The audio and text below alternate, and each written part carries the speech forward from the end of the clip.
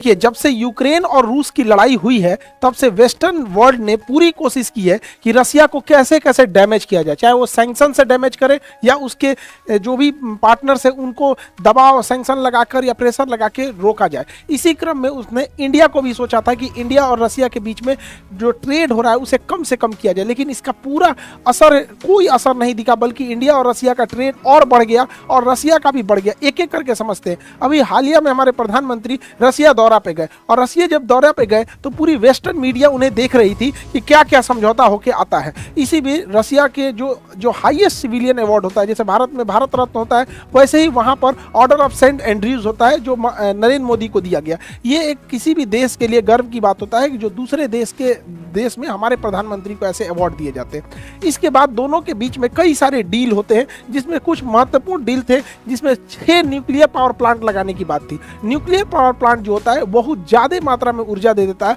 और ये लगातार इसे बंद करने की जरूरत नहीं होती है। राजस्थान का रावत भाटा जो था लगातार 2 साल तक चला था, उसे बंद भी करने की जरूरत नहीं थी।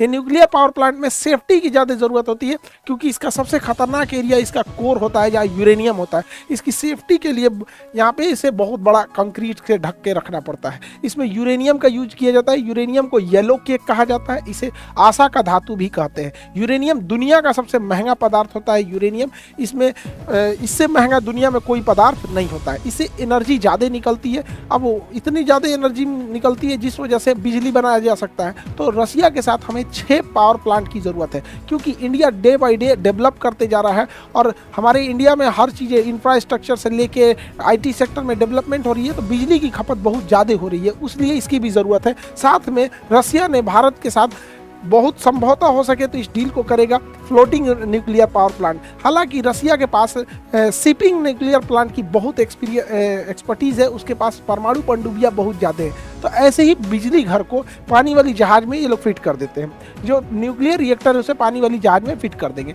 और बाकी उसमें जो भी सिस्टम है लगा देंगे और शिप ऊपर से नॉर्मल दिखेगी, अंदर से ऐसा होगा, शिप ऐसे दिखेगी, बाहर से यहाँ पे होगा।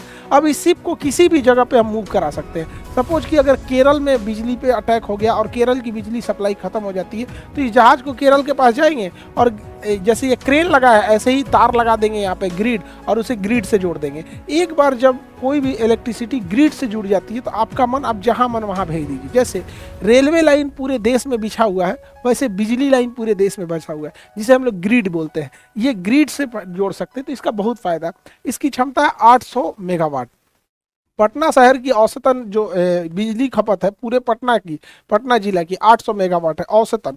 गर्मी में कभी बढ़ जाता है, ठंड में थोड़ा सा कम हो जाता है, जैसे AC वगैरह का जरूरत होता है। तो एक शहर को ये अकेले बिजली सप्लाई कर सकता है। अब मूव करके इधर से उधर चला जाएगा। तो रसिया से इसकी भी डील लगभग